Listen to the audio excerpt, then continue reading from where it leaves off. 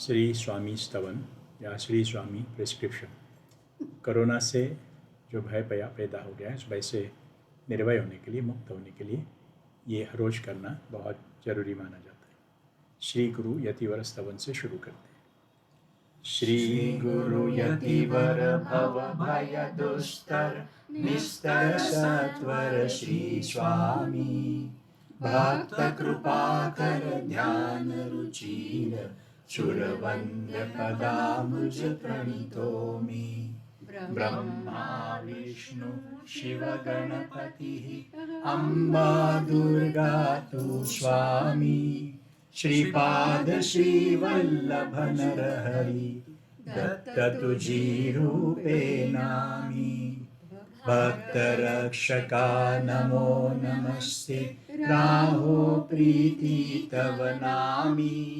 श्री स्वामी जपाहो, हे च निधानी हे कामी। राम कृष्ण अवतार तुझेची, झाले सदया जाणे मी।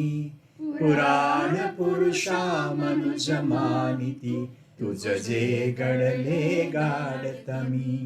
परब्रह्म साक्षात श्री गुरु, श्रुतिया परे बोले निगमी। कल्पवृक्ष श्री अक्कलकोटी, स्वामी विराजे मठधामी। भाग्यवान जो घडले जाते, स्वामी दर्शन सप्रेमे। अलभ्य लाभ तोची लाधला, स्वामी भजन जो करिने में। धर्म सार हे तत्व मानवा, जतन करी तू निष्कामे। दास गणेशा आस स्वामीची, क्या विलन तुझे काही गमे। अब हम 6 श्लोका दुर्गा श्लोकी का 6ठा श्लोक करेंगे। रोगान शेषान पहंसि तुष्टा, रुष्टा तु कामान सकलान भीष्टान। त्वामाश्रितानां न विपन्नराणां, त्वामाश्रितायाश्रयतां प्रयान्ति। रोगान शेषान पहंसि तुष्टा, रुष्टा तु कामान सकलान भीष्टान। त्वामाश्रितानां न विपन्नराणां, त्वामाश्रितायाश्रयतां प्रयान्ति। रोगान शेषान पहंसि तुष्टा, रुष्टा तु कामान सकलान भीष्टान। त्वामाश्रितानां न विपन्नराणां, त्वामाश्रितायाश्रयतां प्रयान्ति। रोगान शेषान पहंसि तुष्टा, रुष्टा तु कामान सकलान भीष्टान। त्वामाश्रितानां न विपन्नराणां, त्वामाश्रितायाश्रयतां प्रयान्ति। रोगान शेषान पहंसि तुष्टा, रुष्टा तु कामान सकलान भीष्टान। त्वामाश्रितानां न विपन्नराणां, त्वामाश्रितायाश्रयतां प्रयान्ति। रोगान शेषान पहंसि तुष्टा, रुष्टा तु कामान सकलान भीष्टान। त्वामाश्रितानां न विपन्नराणां, त्वामाश्रितायाश्रयतां प्रयान्ति। रोगान शेषान पहंसि तुष्टा, रुष्टा तु कामान सकलान भीष्टान। त्वामाश्रितानां न विपन्नराणां, त्वामाश्रितायाश्रयतां प्रयान्ति। रोगान शेषान पहंसि तुष्टा, रुष्टा तु कामान सकलान भीष्टान। त्वामाश्रितानां न विपन्नराणां, त्वामाश्रितायाश्रयतां प्रयान्ति।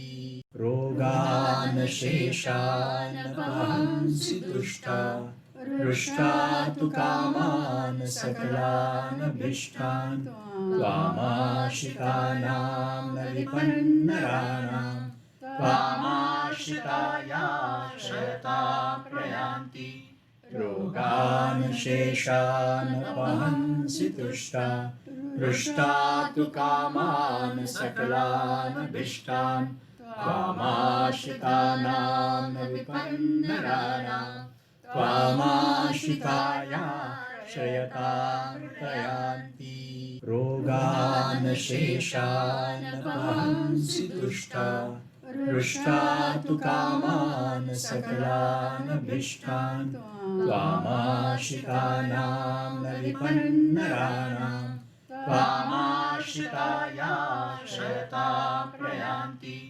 रोगान् शेषान् वहन्सि तुष्टा हृष्टा तु कामान् सकलान् अभीष्टान् त्वामाश्रितानां न विपन्नराणां त्वामाश्रितायाश्रयतां प्रयान्ति रोगान् शेषान् वहन्सि तुष्टा हृष्टा तु कामान् सकलान् अभीष्टान् त्वामाश्रितानां न विपन्नराणां त्वामाश्रितायाश्रयतां प्रयान्ति रोगान् शेषान् वहन्सि तुष्टा हृष्टा तु कामान् सकलान् अभीष्टान् त्वामाश्रितानां न विपन्नराणां त्वामाश्रितायाश्रयतां प्रयान्ति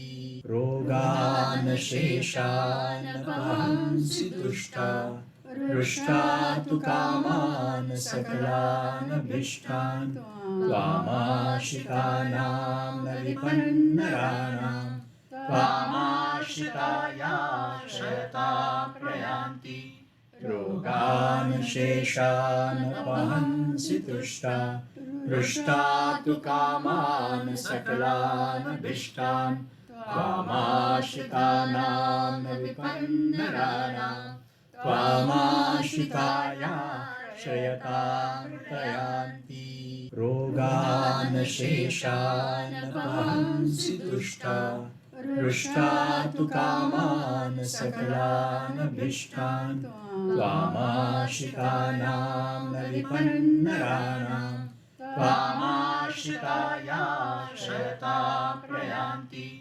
रोगान् शेषान् वहन्सि तुष्टा हृष्टा तु कामान् सकलान् अभीष्टान् त्वामाश्रितानां न विपन्नराणां त्वामाश्रितायाश्रयतां प्रयान्ति रोगान् शेषान् वहन्सि तुष्टा हृष्टा तु कामान् सकलान् अभीष्टान् त्वामाश्रितानां न विपन्नराणां त्वामाश्रितायाश्रयतां प्रयान्ति ओम श्री शांता दुर्गाय नमः। ओम श्री शांता दुर्गाय नमः। ओम श्री शांता दुर्गाय नमः। अभी हम महामृत्युंजय जप 108 बार करेंगे। ओम त्र्यंबकं यजामहे सुगंधिं पुष्टिवर्धनम् उर्वारुकमिव बन्धनान् मृत्योर्मुक्षीयमामृतात्। ओम त्र्यंबकं यजामहे सुगंधिं पुष्टिवर्धनम् उर्वारुकमिव बन्धनान् मृत्योर्मुक्षीयमामृतात्। ओम त्र्यंबकं यजामहे सुगंधिं पुष्टिवर्धनम् उर्वारुकमिव बन्धनान् मृत्योर्मुक्षीयमामृतात्। ओम त्र्यंबकं यजामहे सुगंधिं पुष्टिवर्धनम् उर्वारुकमिव बन्धनान् मृत्योर्मुक्षीयमामृतात्। ओम त्र्यम्बकं यजामहे सुगन्धिं पुष्टिवर्धनम् उर्वारुकमिव बन्धनान् मृत्योर्मुक्ष्ययमामृतात् ॐ त्र्यम्बकं यजामहे सुगन्धिं पुष्टिवर्धनम् उर्वारुकमिव बन्धनान् मृत्योर्मुक्ष्ययमामृतात् ॐ त्र्यम्बकं यजामहे सुगन्धिं पुष्टिवर्धनम् उर्वारुकमिव बन्धनान् मृत्योर्मुक्ष्ययमामृतात् ॐ त्र्यम्बकं यजामहे सुगन्धिं पुष्टिवर्धनम् उर्वारुकमिव बन्धनान् मृत्योर्मुक्ष्ययमामृतात् ॐ त्र्यम्बकं यजामहे सुगन्धिं पुष्टिवर्धनम् उर्वारुकमिव बन्धनान् मृत्योर्मुक्ष्ययमामृतात् ॐ त्र्यम्बकं यजामहे सुगन्धिं पुष्टिवर्धनम् उर्वारुकमिव बन्धनान् मृत्योर्मुक्ष्ययमामृतात् ॐ त्र्यम्बकं यजामहे सुगन्धिं पुष्टिवर्धनम् उर्वारुकमिव बन्धनान् मृत्योर्मुक्ष्ययमामृतात् ॐ त्र्यम्बकं यजामहे सुगन्धिं पुष्टिवर्धनम् उर्वारुकमिव बन्धनान् मृत्योर्मुक्ष्ययमामृतात् ॐ त्र्यम्बकं यजामहे सुगन्धिं पुष्टिवर्धनम् उर्वारुकमिव बन्धनान् मृत्योर्मुक्ष्ययमामृतात् ॐ त्र्यम्बकं यजामहे सुगन्धिं पुष्टिवर्धनम् उर्वारुकमिव बन्धनान् मृत्योर्मुक्ष्ययमामृतात् ॐ त्र्यम्बकं यजामहे सुगन्धिं पुष्टिवर्धनम् उर्वारुकमिव बन्धनान् मृत्योर्मुक्ष्ययमामृतात् ॐ त्र्यम्बकं यजामहे सुगन्धिं पुष्टिवर्धनम् उर्वारुकमिव बन्धनान् मृत्योर्मुक्ष्ययमामृतात् ॐ त्र्यम्बकं यजामहे सुगन्धिं पुष्टिवर्धनम् उर्वारुकमिव बन्धनान् मृत्योर्मुक्ष्ययमामृतात् ॐ त्र्यम्बकं यजामहे सुगन्धिं पुष्टिवर्धनम् उर्वारुकमिव बन्धनान् मृत्योर्मुक्ष्ययमामृतात् ॐ त्र्यम्बकं यजामहे सुगन्धिं पुष्टिवर्धनम् उर्वारुकमिव बन्धनान् मृत्योर्मुक्ष्ययमामृतात् ॐ त्र्यम्बकं यजामहे सुगन्धिं पुष्टिवर्धनम् उर्वारुकमिव बन्धनान् मृत्योर्मुक्ष्ययमामृतात् ॐ त्र्यम्बकं यजामहे सुगन्धिं पुष्टिवर्धनम् उर्वारुकमिव बन्धनान् मृत्योर्मुक्ष्ययमामृतात् ॐ त्र्यम्बकं यजामहे सुगन्धिं पुष्टिवर्धनम् उर्वारुकमिव बन्धनान् मृत्योर्मुक्ष्ययमामृतात् ॐ त्र्यम्बकं यजामहे सुगन्धिं पुष्टिवर्धनम् उर्वारुकमिव बन्धनान् मृत्योर्मुक्ष्ययमामृतात्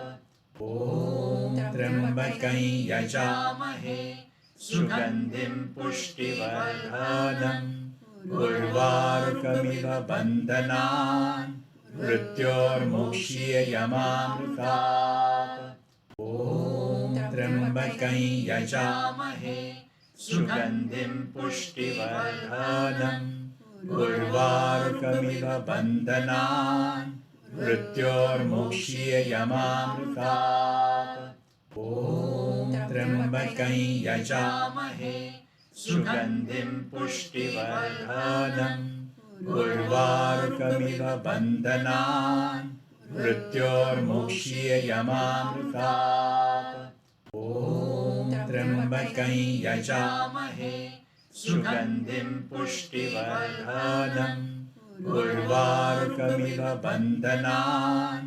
मृत्योर्मुक्ष्ययमामृतात् ॐ त्र्यम्बकं यजामहे सुगन्धिं पुष्टिवर्धनम् उर्वारुकमिव बन्धनान् मृत्योर्मुक्ष्ययमामृतात् ॐ त्र्यम्बकं यजामहे सुगन्धिं पुष्टिवर्धनम् उर्वारुकमिव बन्धनान् मृत्योर्मुक्ष्ययमामृतात् ॐ त्र्यम्बकं यजामहे सुगन्धिं पुष्टिवर्धनम् उर्वारुकमिव बन्धनान् मृत्योर्मुक्ष्ययमामृतात् ॐ त्र्यम्बकं यजामहे सुगन्धिं पुष्टिवर्धनम् उर्वारुकमिव बन्धनान् मृत्योर्मुक्ष्ययमामृतात् ॐ त्र्यम्बकं यजामहे सुगन्धिं पुष्टिवर्धनम् उर्वारुकमिव बन्धनान् मृत्योर्मुक्ष्ययमामृतात् ॐ त्र्यम्बकं यजामहे सुगन्धिं पुष्टिवर्धनम् उर्वारुकमिव बन्धनान् मृत्योर्मुक्ष्ययमामृतात् ॐ त्र्यम्बकं यजामहे सुगन्धिं पुष्टिवर्धनम् उर्वारुकमिव बन्धनान् मृत्योर्मुक्ष्ययमामृतात् ॐ त्र्यम्बकं यजामहे सुगन्धिं पुष्टिवर्धनम् उर्वारुकमिव बन्धनान् मृत्योर्मुक्ष्ययमामृतात् ॐ त्र्यम्बकं यजामहे सुगन्धिं पुष्टिवर्धनम् उर्वारुकमिव बन्धनान् मृत्योर्मुक्ष्ययमामृतात् ॐ त्र्यम्बकं यजामहे सुगन्धिं पुष्टिवर्धनम् उर्वारुकमिव बन्धनान् मृत्योर्मुक्ष्ययमामृतात् ॐ त्र्यम्बकं यजामहे सुगन्धिं पुष्टिवर्धनम् उर्वारुकमिव बन्धनान् मृत्योर्मुक्ष्ययमामृतात् ॐ त्र्यम्बकं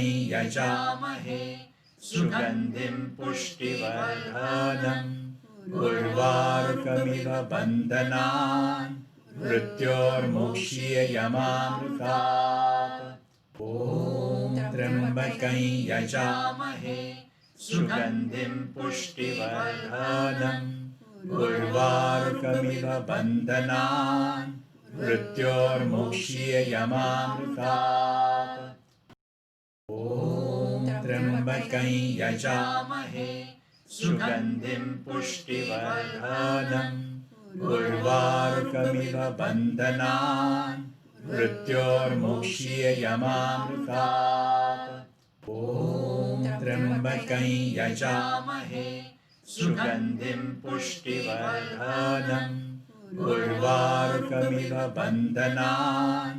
मृत्योर्मुक्ष्ययमामृतात् ॐ त्र्यम्बकं यजामहे सुगन्धिं पुष्टिवर्धनम् उर्वारुकमिव बन्धनान् मृत्योर्मुक्ष्ययमामृतात् ॐ त्र्यम्बकं यजामहे सुगन्धिं पुष्टिवर्धनम् उर्वारुकमिव बन्धनान् मृत्योर्मुक्ष्ययमामृतात् ॐ त्र्यम्बकं यजामहे सुगन्धिं पुष्टिवर्धनम् उर्वारुकमिव बन्धनान् मृत्योर्मुक्ष्ययमामृतात् ॐ त्र्यम्बकं यजामहे सुगन्धिं पुष्टिवर्धनम् उर्वारुकमिव बन्धनान् मृत्योर्मुक्ष्ययमामृतात् ॐ त्र्यम्बकं यजामहे सुगन्धिं पुष्टिवर्धनम् उर्वारुकमिव बन्धनान् मृत्योर्मुक्ष्ययमामृतात् ॐ त्र्यम्बकं यजामहे सुगन्धिं पुष्टिवर्धनम् उर्वारुकमिव बन्धनान् मृत्योर्मुक्ष्ययमामृतात् ॐ त्र्यम्बकं यजामहे सुगन्धिं पुष्टिवर्धनम् उर्वारुकमिव बन्धनान् मृत्योर्मुक्ष्ययमामृतात् ॐ त्र्यम्बकं यजामहे सुगन्धिं पुष्टिवर्धनम् उर्वारुकमिव बन्धनान् मृत्योर्मुक्ष्ययमामृतात् ॐ त्र्यम्बकं यजामहे सुगन्धिं पुष्टिवर्धनम् उर्वारुकमिव बन्धनान् मृत्योर्मुक्ष्ययमामृतात् ॐ त्र्यम्बकं यजामहे सुगन्धिं पुष्टिवर्धनम् उर्वारुकमिव बन्धनान् मृत्योर्मुक्ष्ययमामृतात् ॐ त्र्यम्बकं यजामहे सुगन्धिं पुष्टिवर्धनम् उर्वारुकमिव बन्धनान् मृत्योर्मुक्ष्ययमामृतात् ॐ त्र्यम्बकं यजामहे सुगन्धिं पुष्टिवर्धनम् उर्वारुकमिव बन्धनान् मृत्योर्मुक्ष्ययमामृतात् ॐ त्र्यम्बकं यजामहे सुगन्धिं पुष्टिवर्धनम् उर्वारुकमिव बन्धनान् मृत्योर्मुक्ष्ययमामृतात् ॐ त्र्यम्बकं यजामहे सुगन्धिं पुष्टिवर्धनम् उर्वारुकमिव बन्धनान् मृत्योर्मुक्ष्ययमामृतात् ॐ त्र्यम्बकं यजामहे सुगन्धिं पुष्टिवर्धनम् उर्वारुकमिव बन्धनान् मृत्योर्मुक्ष्ययमामृतात् ॐ त्र्यम्बकं यजामहे सुगन्धिं पुष्टिवर्धनम् उर्वारुकमिव बन्धनान् मृत्योर्मुक्ष्ययमामृतात् ॐ त्र्यम्बकं यजामहे सुगन्धिं पुष्टिवर्धनम् उर्वारुकमिव बन्धनान् मृत्योर्मुक्ष्ययमामृतात् ॐ त्र्यम्बकं यजामहे सुगन्धिं पुष्टिवर्धनम् उर्वारुकमिव बन्धनान् मृत्योर्मुक्ष्ययमामृतात् ॐ त्र्यम्बकं यजामहे सुगन्धिं पुष्टिवर्धनम् उर्वारुकमिव बन्धनान् मृत्योर्मुक्ष्ययमामृतात् ॐ त्र्यम्बकं यजामहे सुगन्धिं पुष्टिवर्धनम् उर्वारुकमिव बन्धनान् मृत्योर्मुक्षीयमामृतात्। ॐ त्र्यम्बकं यजामहे सुगन्धिं पुष्टिवर्धनम् उर्वारुकमिव बन्धनान् मृत्योर्मुक्षीयमामृतात्। ॐ त्र्यम्बकं यजामहे सुगन्धिं पुष्टिवर्धनम् उर्वारुकमिव बन्धनान् मृत्योर्मुक्षीयमामृतात्। ॐ त्र्यम्बकं यजामहे सुगन्धिं पुष्टिवर्धनम् उर्वारुकमिव बन्धनान् मृत्योर्मुक्षीयमामृतात्।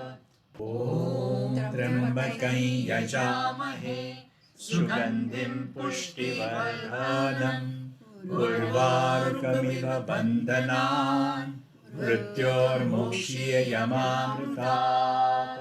ॐ त्र्यम्बकं यजामहे सुगन्धिं पुष्टिवर्धनम् उर्वारुकमिव बन्धनान् मृत्योर्मुक्षीयमामृतात्। ॐ त्र्यम्बकं यजामहे सुगन्धिं पुष्टिवर्धनम् उर्वारुकमिव बन्धनान् मृत्योर्मुक्षीयमामृतात्। ॐ त्र्यम्बकं यजामहे सुगन्धिं पुष्टिवर्धनम् उर्वारुकमिव बन्धनान् मृत्योर्मुक्षीयमामृतात्। ॐ त्र्यम्बकं यजामहे सुगन्धिं पुष्टिवर्धनम् उर्वारुकमिव बन्धनान् मृत्योर्मुक्षीयमामृतात्। ॐ त्र्यम्बकं यजामहे सुगन्धिं पुष्टिवर्धनम् उर्वारुकमिव बन्धनान् मृत्योर्मुक्षीयमामृतात्। ॐ त्र्यम्बकं यजामहे सुगन्धिं पुष्टिवर्धनम् उर्वारुकमिव बन्धनान् मृत्योर्मुक्षीयमामृतात्। ॐ त्र्यम्बकं यजामहे सुगन्धिं पुष्टिवर्धनम् उर्वारुकमिव बन्धनान् मृत्योर्मुक्षीयमामृतात्। ॐ त्र्यम्बकं यजामहे सुगन्धिं पुष्टिवर्धनम् उर्वारुकमिव बन्धनान् मृत्योर्मुक्षीयमामृतात्। ॐ त्र्यम्बकं यजामहे सुगन्धिं पुष्टिवर्धनम् उर्वारुकमिव बन्धनान् मृत्योर्मुक्षीयमामृतात्। ॐ त्र्यम्बकं यजामहे सुगन्धिं पुष्टिवर्धनम् उर्वारुकमिव बन्धनान् मृत्योर्मुक्षीयमामृतात्। ॐ त्र्यम्बकं यजामहे सुगन्धिं पुष्टिवर्धनम् उर्वारुकमिव बन्धनान् मृत्योर्मुक्षीयमामृतात्। ॐ त्र्यम्बकं यजामहे सुगन्धिं पुष्टिवर्धनम् उर्वारुकमिव बन्धनान् मृत्योर्मुक्षीयमामृतात्। ॐ त्र्यम्बकं यजामहे सुगन्धिं पुष्टिवर्धनम् उर्वारुकमिव बन्धनान् मृत्योर्मुक्षीयमामृतात्। ॐ त्र्यम्बकं यजामहे सुगन्धिं पुष्टिवर्धनम् उर्वारुकमिव बन्धनान् मृत्योर्मुक्षीयमामृतात्। ॐ त्र्यम्बकं यजामहे सुगन्धिं पुष्टिवर्धनम् उर्वारुकमिव बन्धनान् मृत्योर्मोक्ष्य यमामृतात्। ॐ त्र्यम्बकं यजामहे सुगन्धिं पुष्टिवर्धनम् उर्वारुकमिव बन्धनान् मृत्योर्मोक्ष्य यमामृतात्। ॐ त्र्यम्बकं यजामहे सुगन्धिं पुष्टिवर्धनम् उर्वारुकमिव बन्धनान् मृत्योर्मोक्ष्य यमामृतात्। ॐ त्र्यम्बकं यजामहे सुगन्धिं पुष्टिवर्धनम् उर्वारुकमिव बन्धनान् मृत्योर्मोक्ष्य यमामृतात्। ॐ त्र्यम्बकं यजामहे सुगन्धिं पुष्टिवर्धनम् उर्वारुकमिव बन्धनान् मृत्योर्मोक्ष्य यमामृतात्। ॐ त्र्यम्बकं यजामहे सुगन्धिं पुष्टिवर्धनम् उर्वारुकमिव बन्धनान् मृत्योर्मोक्ष्य यमामृतात्। ॐ त्र्यम्बकं यजामहे सुगन्धिं पुष्टिवर्धनम् उर्वारुकमिव बन्धनान् मृत्योर्मोक्ष्य यमामृतात्। ॐ त्र्यम्बकं यजामहे सुगन्धिं पुष्टिवर्धनम् उर्वारुकमिव बन्धनान् मृत्योर्मोक्ष्य यमामृतात्।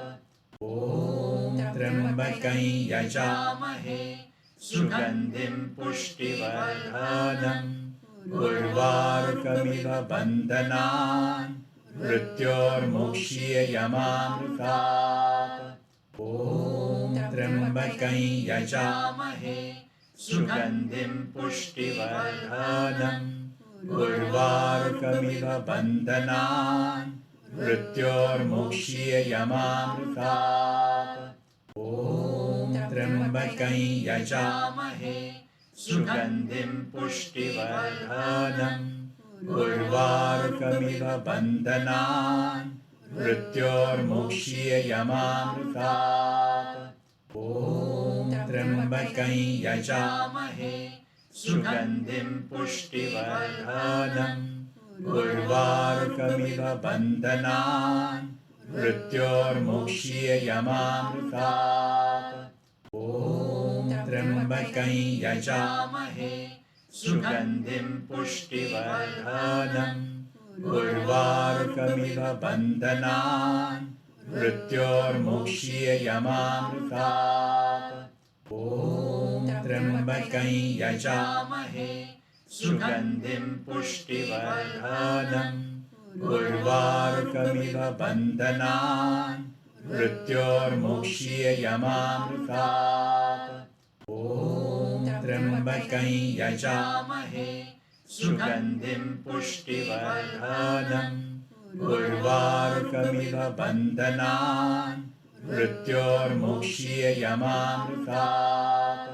ॐ त्र्यम्बकं यजामहे सुगन्धिं पुष्टिवर्धनम् उर्वारुकमिव बन्धनान् मृत्योर्मोक्ष्य यमामृतात्।